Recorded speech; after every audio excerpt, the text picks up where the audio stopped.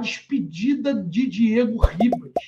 E para colocarmos a despedida do Diego Ribas, o nosso queridíssimo Yuri fez 2 artes aqui, tá? E uma arte aí é de agradecimento. Foram 229 jogos, 31 gols, 25 assistências. Tá aí, né? O Diego Ribas com a camisa do Flamengo. Esses são os números de Diego Ribas. Eu queria ouvir primeiro a sua opinião. Mas antes de vocês se despedirem da gente, saiba que eu vou querer relembrar justamente isso aqui com vocês. A gente vai pegar desde o início. Eu pedi para ele refazer essa arte. Essa arte a gente encontrou uma arte muito próxima a essa daí no Instagram, tá? Eu pedi para o Yuri refazer porque faltavam alguns atletas, tá? Faltava o Léo Pereira e o Thiago Maia na relação. Então a gente vai falar de tudo isso a partir de agora, mas vamos começar com a despedida do Diego Ribas. E qual é o seu sentimento pelo Diego Ribas, Renan? Cara, eu fiz uma live há pouco tempo atrás, eu não sei se foi contigo, Alan, que eu comentei sobre o Diego Ribas, eu acho que foi contigo mesmo, que eu até falei, cara, o Flamengo precisa encerrar esses ciclos aí. Isso foi até uma preocupação que o Rodrigo Bigode, eu acho que ele ainda tem, a respeito do Felipe Luiz, né, do Flamengo saber encerrar ciclos. Eu até disse, nessa opinião que eu emiti nessa live, que eu achava que o Flamengo não iria renovar com o Diego, até porque o Diego deu a palavra dele, e ele é um cara digno de cumprir a palavra que ele dá. Ele é um cara honrado. Então ele convocou uma coletiva no meio desse ano, se não me engano, ele convoca a coletiva até no dia 19 de julho, porque foi o dia 19 de julho que o Flamengo anunciou a contratação dele em 2016. Ele fez questão de, no aniversário dele de clube, ele convocar uma coletiva para ele dizer que aquele ali seria o último ano dele pelo Flamengo e que ele não jogaria em mais nenhum clube no Brasil. Ele iria repensar a aposentadoria, se fosse para jogar, ia jogar em um clube de fora, mas que no Brasil ele não jogava mais. Então, de fato, ele decidiu encerrar a carreira dele. E, cara, assim, o Diego... Eu provavelmente faço parte de uma parcela da torcida que não é tão grande, que considera o Diego um ídolo sim do clube. Talvez ele não seja o meu ídolo pessoal, pelo menos não dentro de campo. Ele é um ídolo, ele tem várias outras características que são importantes para formar o caráter de um jogador, e quem você é qualifica o que você faz. Eu acredito nisso. Eu acredito que a pessoa que você é vai nortear tudo que você faz na vida. O jeito que você faz uma coisa na tua vida, você faz todas as outras do mesmo jeito. E como ele é um cara extremamente comprometido, profissional, eu acho que ele foi uma influência importantíssima durante todos esses anos nessa arte que o Yuri fez pra gente aí, porque quando ele chega, cara, ele chega ainda naquela época em que o jogador do Flamengo sentava numa cadeira de bar para dar entrevista coletiva no Ninho. Então, assim, ele chega, influencia vários outros jogadores de calibre europeu a acreditarem no Flamengo. Eu não tenho dúvida nenhuma que se o Diego não vem e não influencia o Felipe Luiz, por exemplo, a vir para o Flamengo, eu não tenho dúvida nenhuma que seria muito mais difícil a negociação com o Felipe Luiz do que foi. E olha que foi bem difícil.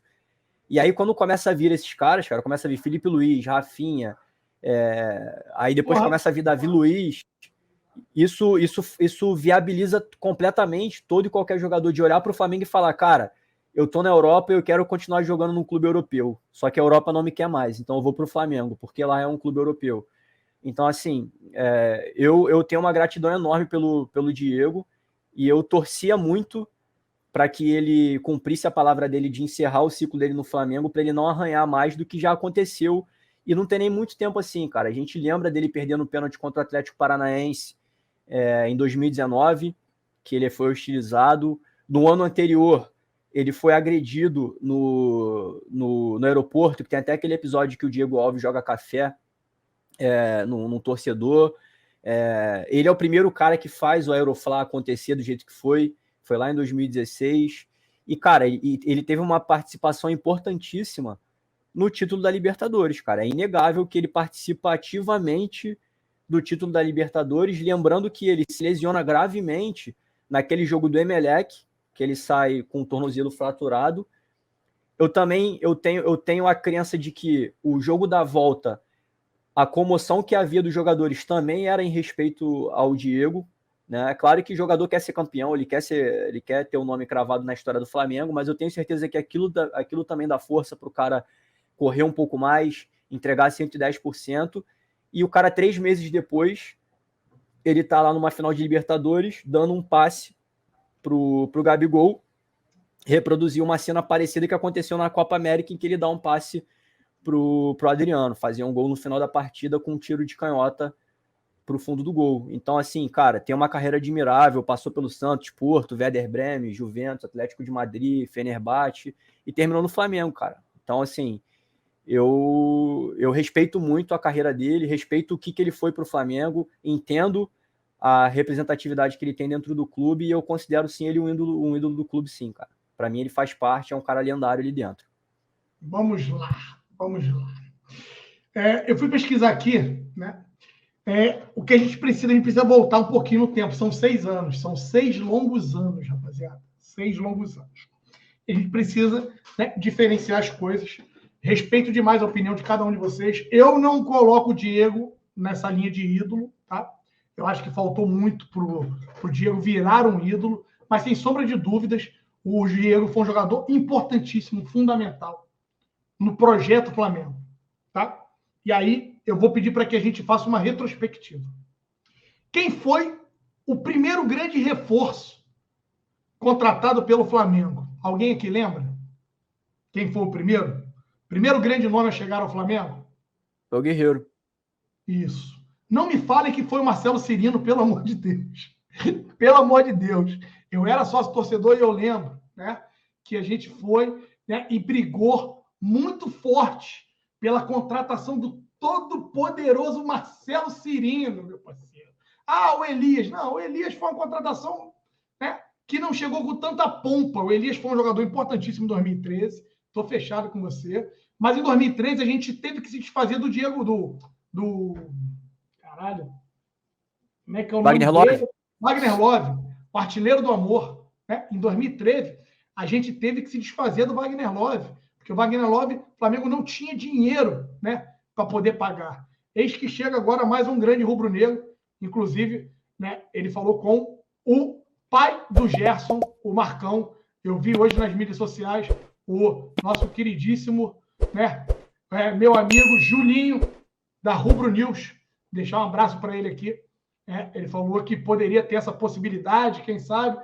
Anima muito o Marcão, ele está jogando uma final, né, de Mundial contra o Real Madrid. Enfim, pode ser uma cavada, pode ser apenas um desejo, mas abre-se uma esperança aí. A gente já falou de mercado da bola, mas a gente tem que lembrar que lá, à época, né, a gente acabou tendo que ter times bem modestos e flertamos, sim, com uma possível segunda divisão. Flertamos com uma possível segunda divisão à época, e um dos caras que acreditaram no projeto, né, do Flamengo melhor, da diretoria sanar as dívidas, da diretoria arcar com o custo dos salários rigorosamente em dia, o Diego é um desses pilares, gostem vocês ou não. Foi uma frustração? Até entendo. Olha aí, a dupla dinâmica está na área aí, ó. Mandar um abraço também para o Jonas. Jonas Stelman também é outro cara que eu gosto demais. Ele está sempre com o Júlio lá na Rubro News, e ele também tem o seu canal próprio. Se vocês puderem seguir os dois aí, tanto a Rubro News aí como o Jonas, fica o meu agradecimento aqui, né? São 2 irmãos que o Flamengo acabou me dando aí. São 2 grandes rubro-negros, estamos juntos aí, Jonas e também o Júlio da Rubro News. Voltando aqui, galera, é importante eu falar que em 2016, né, eis que chega o Diego, acreditando, foi feita uma festa muito grande, o torcedor rubro-negro era um cara que veio repatriado da Europa, um cara que não veio repatriado já em fase final de carreira, um cara que tinha lenha a queimar ainda, tinha muito que contribuir, só que o Flamengo, à época, não tinha conseguido botar bons times, né? E o Diego ficou meio que nessa seara. E sim, acabou comprometendo alguns títulos. A cobrança de pênalti dele pela Copa do Brasil, eu acho que ninguém vai apagar, né, a forma como ele bateu o pênalti, uma forma que até gerou, né, para muitos rubro-negros a tal teoria da conspiração. Como é que o goleiro sabia, né, e os jogadores sabiam que a porra do Muralha ia cair só para um lado, né? Tem várias coisas, várias searas. Como é que o Diego me bate de cavadinha um pênalti decisivo e acabou complicando para a gente? Enfim, verdade seja dita. Gostem dele ou não, eu acho que ele não ganha status de ídolo no Flamengo. mas ele tem que ganhar o respeito e admiração, até dos que não gostam dele, pelo nível de profissionalismo que ele ajudou a implementar no Flamengo. Vamos voltar no tempinho aqui, vamos lembrar? O Flamengo era uma zona. O Marco Braz tinha que, em 2009, ficar buscando jogador em morro, em baile de morro. Tinha que pegar jogador e esconder dentro de carro para que nego não visse, bêbado, alcoolizado. O Flamengo não era um clube profissional. As coisas depois de 2013 começaram a melhorar, começaram a mudar. E esse modelo de profissionalismo teve muito na figura do Diego, galera. Porque sim, a gente pode reclamar do Diego de absolutamente tudo. Tudo. Menos com relação ao profissionalismo, tá? Ao profissionalismo que esse cara sempre teve para com o Flamengo e com o clube. O respeito e o profissionalismo.